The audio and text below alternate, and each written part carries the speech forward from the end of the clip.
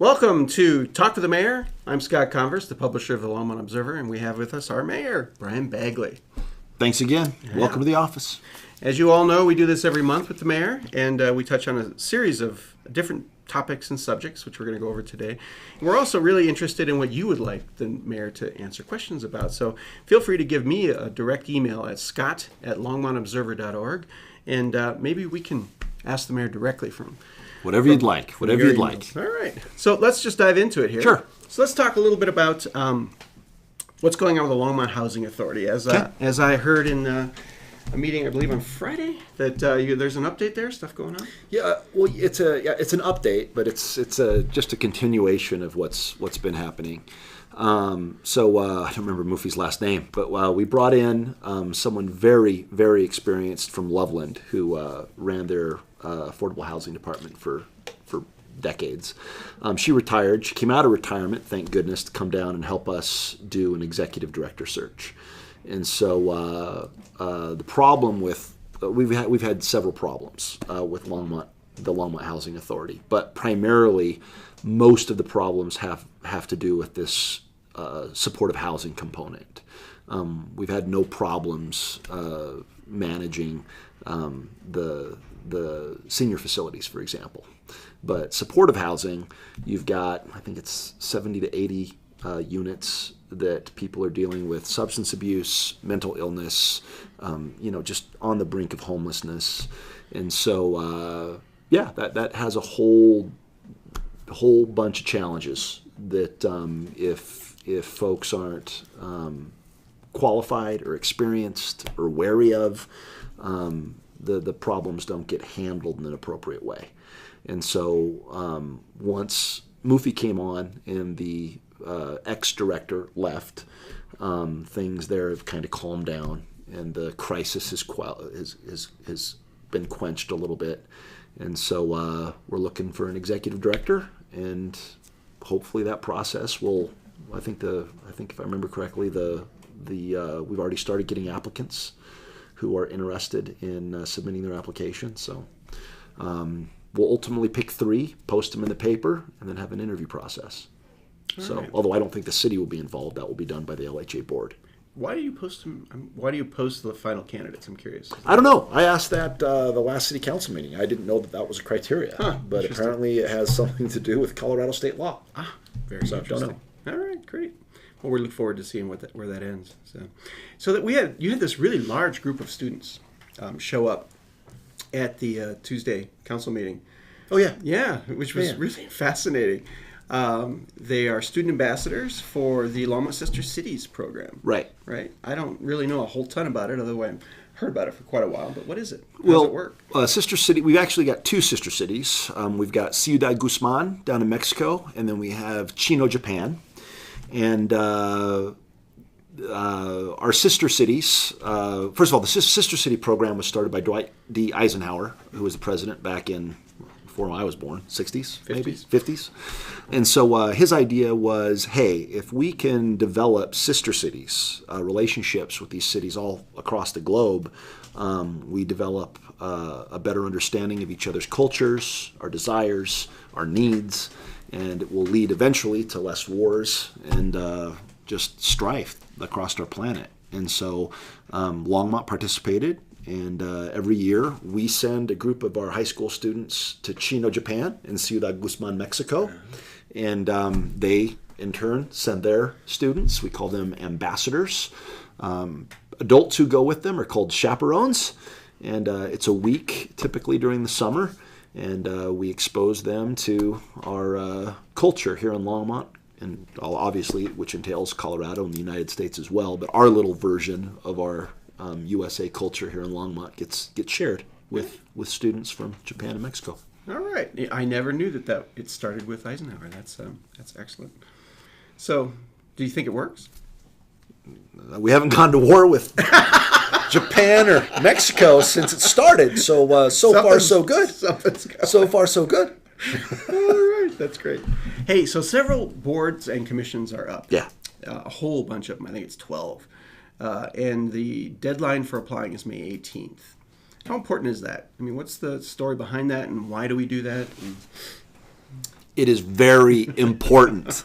So city council relies upon the boards. Like, for example, we've got the library board. We've got the Parks and Rec board. We have the airport board. We have got the Longmont Housing Authority. We've got more than a dozen boards, and the Cable Trust Board. We've got the Master Boards of Appeals. We've got the Planning and Zoning Commission. So you've got some boards that are actually quasi-judiciary, like the Planning and Zoning Commission. And when developers or landowners want to do something with their property, they actually come in and they go to the Planning and Zoning Commission first. And so then the Planning and Zoning Commission, in a lot of times, they will actually make a decision, and council never sees it. But even when it does go to council, we look to the Planning and Zoning Commission, who spend a heck of a lot more time than council in trying to understand what's going on and what should be done. So the Planning and Zoning Commission, along with all the advisory boards, are advisory to council. Things will come up. Like, for example, I'm a big proponent of, I would like to see Longmont develop another recreation center, specifically a competition aquatic center and a ice rink, an NHL ice rink, where we can have hockey games for our citizens and our kiddos. But how does that happen? What will it look like? How big's the pool? What would it cost us? How do we fund it? Where do we locate it? All things that in my week I don't have time to grapple with, but the Parks and Rec Advisory Board, that's their responsibility. So we look towards citizens who are willing to serve, and they step up and they go to those monthly board meetings and they take their assignments and they get the information, they work with staff, they dialogue, they debate, and then at the end they generate reports and they come to council and they say, hey, council, this is what we think you should do. And so now, granted, it's council's prerogative to, dismiss what they say, but rarely is that done. And so, yeah, it's extremely important. And there are components of our community, members such as the Latino. 27% of our population is Latino, but we have a hard time attracting and trying to get that population to participate in the boards. And so I would really ask and plea for not just anyone who thinks that they could serve, but in particular, if you feel like you're underrepresented, step up, have a voice. And the way you do that is apply for a board and commission and participate in your local government. And you are not only welcome, you're encouraged, and your participation is appreciated. So May 18th is the deadline for that. May 18th. And you can go on to the longmont.gov website and find out more about it. You'll also see a couple of articles showing up in the Longmont Observer that has more information. You can also call the city clerk's office, and you can go down and fill out a fairly simple form. I've looked at them. It's a couple of pages. It's not hard. So definitely worth doing. Fantastic. And it's a great way, I think, to really become civically engaged. It's essential. It's essential, yeah. So let's talk a little bit about fracking. Oil and gas. All right, oil and gas. We don't talk about oil and gas enough. Millions of dollars paid to frackers, and there's a whole bunch of interesting things going on in that area.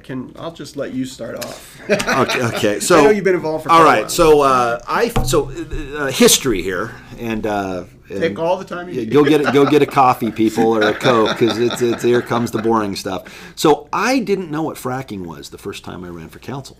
No idea. The first time I learned what fracking was, I had won the election, and former city councilman Brian Hansen had lost the election to me, and Brian's a great guy. It was very cordial, and he came up and he said, Brian, I know I'm no longer going to be the city councilman, but I want to introduce you to some people. So he took me actually to the folks that live along County Line Road 1 over at Union Reservoir, and basically I started at that night. I seem to recall it was raining and dark, but it was definitely night. It was definitely dreary and cold out, and we're sitting around this table, and we had the maps out, and I really started my education of the oil and gas industry in Colorado. And so essentially, we had a company named Top Operating who were going to come in, and they wanted to drill. And of course, now forget what you believe about fracking, okay? I am of the belief that heavy industry, I don't care what it is, fracking, butterball plants, turkey plants, refineries, gravel pits, you don't mix residential, familial, and children and our families. You don't mix residences with heavy industry. Bad things happen. And so I knew that for certain in the very beginning. And so I started asking questions and learned more than I think I ever wanted to learn about the oil and gas industry and fracking. But eventually, for example, I served on the governor's oil and gas task force, the first one, not the second one. I think that one was called a commission. But Brandon Schaefer, who was a Democrat, I was a Republican at the time, he appointed me to this task force, and it was back, I think, in 2012. And I got down there, and I got in trouble because after 2 weeks, 3 weeks, I think I called it a joke, and it was on the front page of the paper, Denver Post, local. Anyway, I got in trouble with my fellow commissioners, but didn't care because it was a joke. We were talking at the time, the setback, for example, was 350 feet, and they refused to talk about making it bigger. And when I asked, hey, well, why do we have a 350-foot setback? Their response was, well, that's the blast area. That's the anticipated blast radius of an oil well that blows up on a bad frack job. And I'm like, that's ridiculous. Wow. I'm like, are you kidding me? That's the setback? And so I asked at the time for, 500 feet. I said, well, just give me a little bit more, something. And they're like, nope. So I was a little upset. And everybody else on the commission that had been appointed was a staunch pro-industry member. You had the heads of COGA and the Colorado Oil and Gas Association. You had the CPA, Stan Dempsey at the time, the Colorado Petroleum Association. You had the industry's attorneys. You had Mike King, who was the governor's head of the Natural Resources Department. And then I don't remember her name, but you did have one representative of an environmentalist or conservationist group. And then you had me, who I was a Republican at the time, and Brandon Schaefer and we both caught some flack because of it. But Brandon said, just go down there and be you. And if you're watching, you probably know me, and that is I don't do what anybody tells me to. And so people were kind of fearful, and I kind of went down there also assuming that I was going to be pro-oil and gas, if I were to be honest. But once you get down there and you start hearing these things, it just doesn't make sense. 350 feet, blast zone, that's the setback. Doesn't make sense.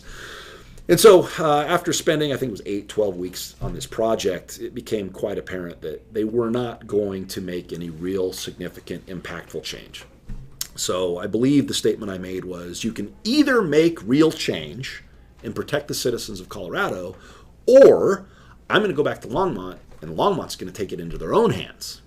And so I promised them that at worst, we would ban fracking, and at best for them, we would come up with oil and gas regulations that would protect our citizens. So I came back, and the city council at the time, ultimately, it's a long story, but we tried to do both.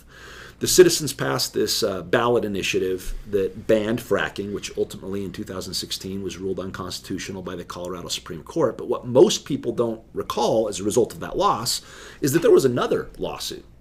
And that was the one that I really I got behind and I was passionate about, because I suspected that we weren't going to win the fracking ban lawsuit.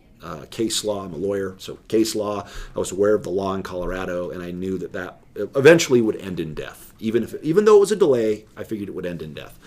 So the oil and gas regs that we put in place, for example, had a couple of key components. Not only did it protect like riparian areas and riparian setbacks, but it had a component that basically said there shall be no heavy industry. We didn't pick out the oil and gas industry, but we said there will be no heavy industry within our residentially zoned neighborhoods. And that really took oil and gas off the table for the vast majority of Longmont.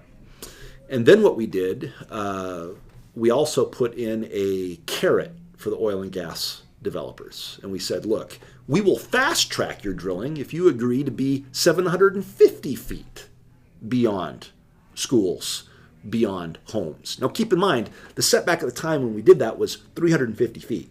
It wasn't the 500 it is today from homes, or 1,000 feet from schools.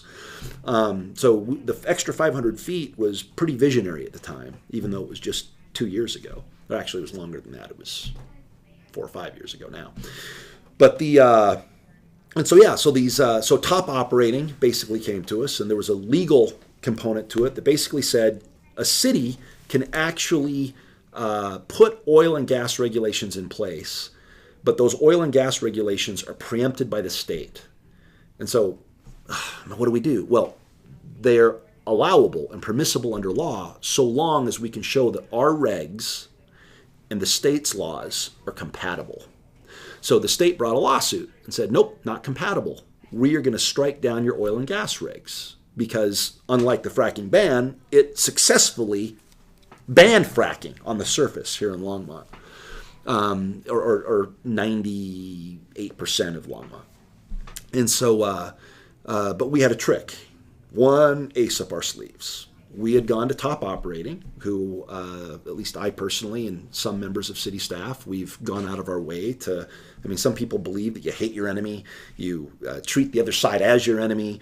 I've always been friendly and cordial and open with top operating. Rod, Murray Herring, and Dale Bruns at the time. I think they're good, honorable men. They're just trying to follow the law and exercise their property rights.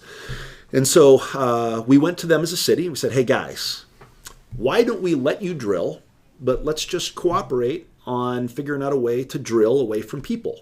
And so we came up with what was called the master contract, and we put all the drilling locations out on Union, meaning now people are like, oh my gosh, Union Reservoir. Well, at the time, it wasn't Union or nothing. It was people or Union, right? That was the choice we had. And so by coming up with the master contract and placing these well sites around Union and away from people, we were then able in the lawsuit to go back and say, no, it is compatible because our oil and gas regulations and the state requirements, they're not only compatible, we have the local driller who is using our regulations to drill. And so ultimately we won that lawsuit. And Governor Hickenlooper wasn't happy about it. Koga was not happy about it. CPA was not happy about it. But we won. And so this is background to your original question, which is, what about this $3 million? So under that master contract, one of the things that top operating agreed to do was plug and abandon. And there's a well over by Trail Ridge along County Line Road 1 that was operating. And so they agreed to plug and abandon it and move that particular drill location to a future location on the other side of County Line, over in Weld County. And in order to convince them to do that, we promised to pay them some of their expenses to move that drill away from our school. And so we still owe them about, I think it was like $1.2 million. So fast forward to after that agreement, after that master contract agreement, and after the state lost its lawsuit, Top sold its rights to Cub Creek. And Cub Creek was going to come in and drill around Union Reservoir. So I basically thought to myself, well, why not start talking with Cub Creek and Top Operating and figure out a way to get them outside the city altogether? Those conversations that staff had with Top Operating and Cub Creek over several months basically resulted in the agreement that you read about in your paper or your online publication. Sorry, don't want to offend you by calling you a paper. We need to unlock the phone first. Well, it looks like his phone's trying to talk to him. Yeah, it looks like my phone is wanting me to... it heard you. Yeah, it heard me. So all right. So, the agreement is this. So they already have rights under that. So they had rights initially, right, which they traded for this master contract back in 2013, 14, something like that. And in that, it said, we will allow them to drill in, I think, potentially 10 or 11 locations around Union, so long as they agreed to get out and away from people. And so we came back, we said, well, now we don't want you to drill around Union. Even though we have an agreement, we would ask you politely, please don't drill around Union. Their response was, well, let's see what we can do. So we started talking with Cub Creek, and they found a location up to the northeast of Union, outside Longmont City limits and off property that's owned in Weld County by Longmont, which is not in city limits. And so Scott Bagley was a great partner to negotiate with. He basically said, okay, we will walk away from these drilling sites. And top operating said, okay, we also will agree not to drill on these sites ever, nor will we ever drill in Longmont again or on property owned by Longmont ever again. And what you will do is you'll pay us I think it was 1.9 million. And what that was in exchange for them walking away from not only their right to drill around Union, they're also plugging and abandoning 10 wells, meaning all oil and gas extraction that occurs currently in Longmont is going away for 1.9 million. And now, why is it 3? Because we still owe them 1.1 million on the prior contract. So it's not 3, it's 1.9. So we have to pay them what we already owed them, because they did plug and abandon Ryder and moved all that property, or the drilling equipment. And the other thing is, we're also paying them out of the royalty account that technically they were entitled to. So I think that's like almost 300,000 in there. So that 3 million comes out of money that we already owed them, a royalty account that we already owed them, and then last but not least, it comes out of oil and gas mineral royalties that we're going to receive. And some people in the agreement were like, "Oh my gosh, you agreed to lease our minerals to Cub Creek. You should have fought it." No, we can't. They were going to force pool us. There was a lawsuit that was ongoing where Cub Creek was going to come in and say, "Longmont, all those minerals just to the east of Union, we're going to drill them anyway." The going rate, if we're force pooled, I believe is... Talk about force pooled. What is that? Force pooling basically means, under Colorado state law, it means that if they own just one little piece of the minerals, they can go to everybody around them and say, "We're the drilling operator, and we're going to drill your minerals, and then we'll just pay you after." And I think that the market rate for that's like 12%, something like that. And there's no way out of it. There's no way out of it. And so, and the contract, the negotiated rate as part of the deal, I think it was 20%. So we're going to use that to pay off Top, to basically push Cub and Top out of Longmont. And in return, we get 10 plug and abandon wells. They're giving up 80 drilling, Top's giving up 80 drilling permits. Cub Creek and Top both are promising never to drill anywhere in Longmont or Longmont-owned property, not just for the Niobrara, but for the Jay and the Lions and all these other formations that are there. And so, yeah, it was a no-brainer. Get them out. So what about, so can somebody else come in later and do it?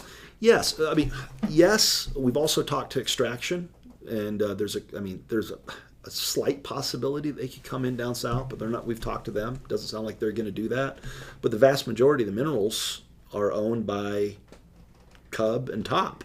And if you look at the minerals they own and overlap it with the residential zones in our oil and gas regulations, it's over. Game over.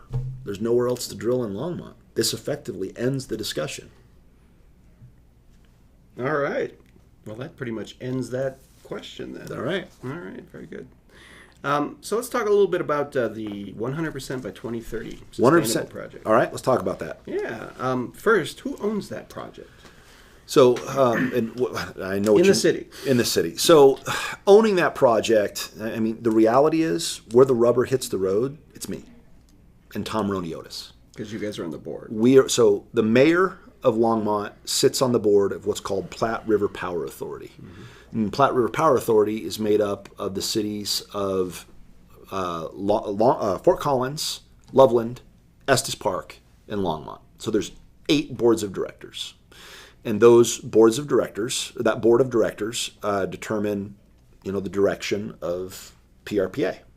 So if the board decides that we are going to have a goal, so if the board decides, which we did, we want to buy 150 megawatts of wind power, we do it if we have the money. If we decide to, we want to build 5 megawatts of solar, the board said, no, we don't want to do that. Let's build 20. Okay, let's do it. And we want to do 5 megawatts of battery, so we can take this lithium-ion battery and try to figure out, how we can integrate battery storage into our electrical grid. And so City Council passed a resolution. I was very, very grateful for them backing me up and saying that as a city, the City Council will also be behind the renewable 100% renewable energy by 2030. But at the end of the day, I did the proclamation as mayor because I wanted people to know where I stand. It doesn't matter if council were to vote, hey, we don't want to have a goal of 2030 renewable energy by 2030. I don't care. It's my vote. I am the board member of Platte River. So when I go up there, it's my vote that counts. So if we do not take the appropriate action, it's the mayor and the other board member, in this case, it's the head of the Longmont Power and Communications, Tom Roniotis. We are held responsible. We own that vote. We make sure that it gets done. And I'm committed to make sure it gets done. We've just had some snags lately. So talk about that a little bit. So the two biggest, so I'm not an expert. I am not an expert. So what I know about the industry and what I know about Platte River can be summed up in like 4 board meetings and reading a bunch. But in order, the big problem right now with renewable energy is dispersion. So for example, you need transmission lines. If you're going to build 150 megawatts of wind, well, how do you get that power, that energy from Wyoming, where our wind plant is, to the Rawhide power facility, right? That means transmission lines. That means we've got to negotiate with private landowners. It means we have to go through Fort Collins. It means we have to go through Larimer County. It means that we have to cross over fences and impact cattle. And so we need transmission lines, right? So that is being negotiated. But the other thing is that we need some type of RTO or a group of other power grids. And so, for example, I made a note here because I couldn't remember them all. But so, for example, PRPA, Platte River Power Authority, we belong to the Mountain West Transmission Group. And that is a group of 6. Now, it used to have 7, right? But it has six members as the Platte River Power Association. But it also has Basin Electric Group, the Black Hills Energy Group, the Colorado Springs Utilities, Tri-State Generation and Transmission Association, and the Western Area Power Administration, or WAPA. It used to have Xcel. Xcel's the 800-pound gorilla. Mm-hmm. And so when Mountain West Transmission Group, I think it was formed back in I want to say 2013, the whole idea was to talk about things like, hey, maybe a common tariff that we could all put on to help each other. But really what it was a committee, an informal group to explore the possibility of joining some type of RTO. And for example, the Southwest Power Pool, that was our goal. Xcel was pushing the charge, and we were going to join the Southwest Power Pool. And what that is a big group throughout the middle section of the United States of power producers. And so what that means for someone like us, if we want to be 100% renewable energy, or in this case, this example is net carbon or zero net carbon. Right. What that means is we have all these windmills and all these solar panels and it's generating all this electricity. Where do we put it when we don't need it? Well, we feed it onto the grid so other people can turn off their coal plants and take in our renewable energy. It also means, what do we do when the wind ain't blowing and the sun ain't shining? Mm-hmm. And we need the energy. Well, we go to that Southwest Power Pool, that group, and we pull the energy off the grid. And then once the sun starts shining again, we stop taking it. Well, the problem is Xcel was leading that charge, and they have left the Mountain West Transmission Group. And they have left they're basically saying that they do not want to go forward for basically cost is the issue. They don't want to join the Southwest Power Pool. And Southwest Power Pool is saying, wait a second, I mean, you want to join our club, and our club's kind of expensive, and the guy with the deep pockets, he's leaving? We don't know if we want you little guys playing with us without your big brother. So, so that announcement was made. We're still moving forward with the goal. I am still committed to 100% renewable energy by 2030. And just to be clear, a lot of people question my commitment because the study that PRPA did was on zero net carbon. Zero net carbon means we produce 120% of our needs, for example, and then we still use 20% or 30% of fossil fuels because the sun's not shining and because the wind's not blowing and we don't have battery storage, right? It just means that we have to borrow and then put back the renewable source. So we net out to zero. Right. But that's only because we are unaware, we're uncertain of the lithium-ion battery technology, and if in the future or when that becomes affordable and available, we'll use that. I mean, my vote's going to go towards 100% renewable energy, but I just don't know when. Is it going to happen next year? Is it going to happen in 7 years? If it's not available, net zero is better than what we're doing. But obviously, 100% renewable is what we want to shoot for. And so I made reference. I don't know if it was before this interview or not, but Platte River, for example, we have a 5 megawatt battery that we're playing around with to understand exactly how good's the technology, how expensive is it, how reliable is it. Because at the end of the day, you got to have all three. It has to be affordable, has to be reliable, and it has to be environmentally friendly. It doesn't do us any good to save the environment if we all freeze to death. All right. Although some probably would argue it would do us a lot of good. Well, less people, right? Yeah, sure. What else do you want to talk about, Scott? Have I bored you enough today? Let's talk a little bit about what's going on with land development codes. Land development codes. There's a lot happening there. You guys are about to make some big decisions for the city. Right. So we're redoing the land development code to kind of update it. As we move into a new century and we really want to have a beautiful, successful environment to live in, we're changing the code. So right now, like for example, everyone focuses on R1, R2, R3, or commercial, and we're really moving towards more of a flexible code that would allow landowners and developers to come in and build more attractive and more cost-effective and more sustainable buildings. Mm-hmm. So mixed use or planned unit developments, for example, mixing it all up, residential with commercial, so that we have a more walkable city. And that our buildings and our energy use is more sustainable than it is currently. And ironically, it's also hopefully going to be more aesthetically pleasing.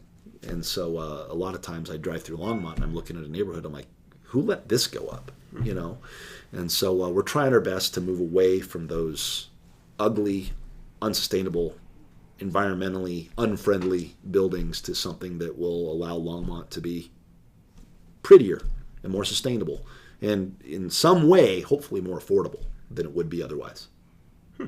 So how does this affect things like building heights?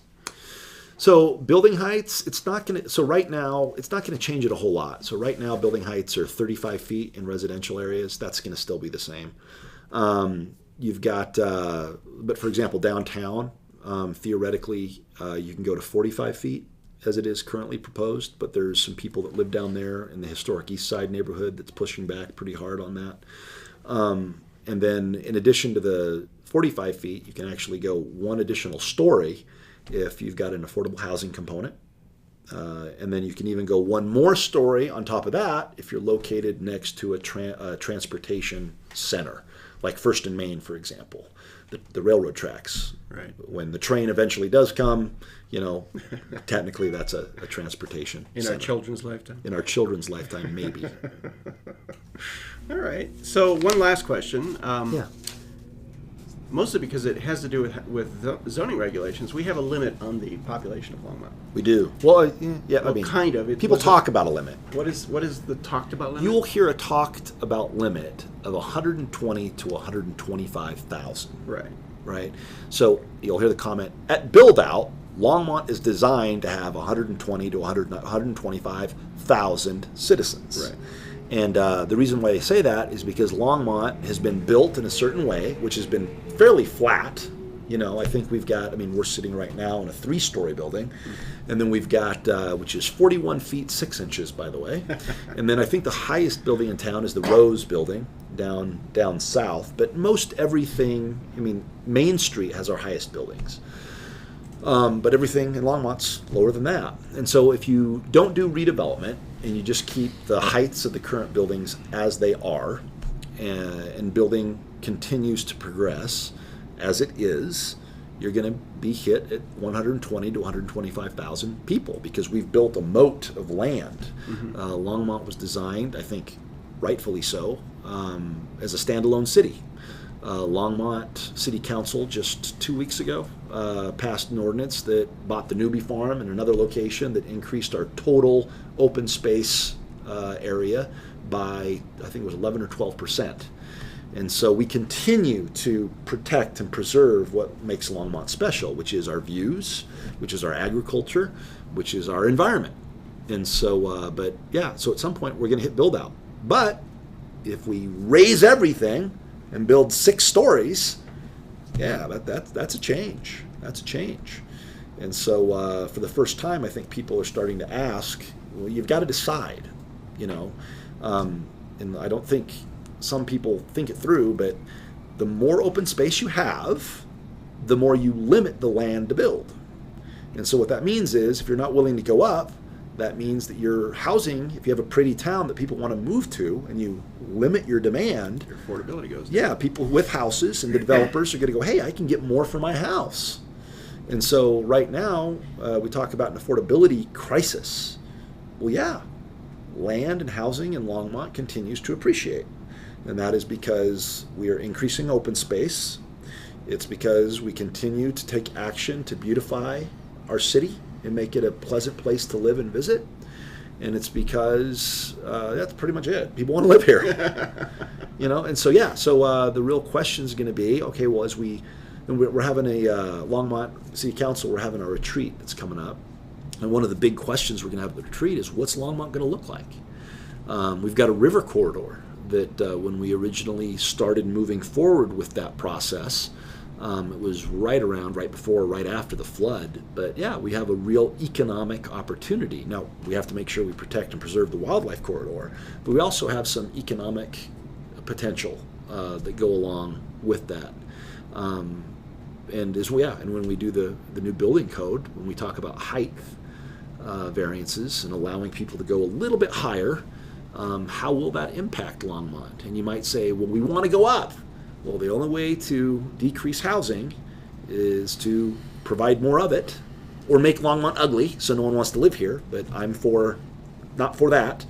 So you can either go up or say we're not going to go up, but understand that housing will continue to become more and more unaffordable into the future. It also affects things like water and sewer systems. Correct. And so, and going up means that, okay, well, now do we have enough water? Now, fortunately, every year we use less and less water, even though our population increases. But it increases sewer, roads, congestion, schooling. There's all kinds of components that you have to look at as you decide to go beyond that 125,000 barrier. So this zoning change could radically change the face of Longmont, couldn't it? Definitely. All right. Well, Definitely. We'll keep an eye on it then. Keep an eye on it, Scott. All right, I'd like to thank you all very much for watching and or listening, and I'd like very much to thank Brian, Thank you, Scott. and we'll see you again next month. Thanks.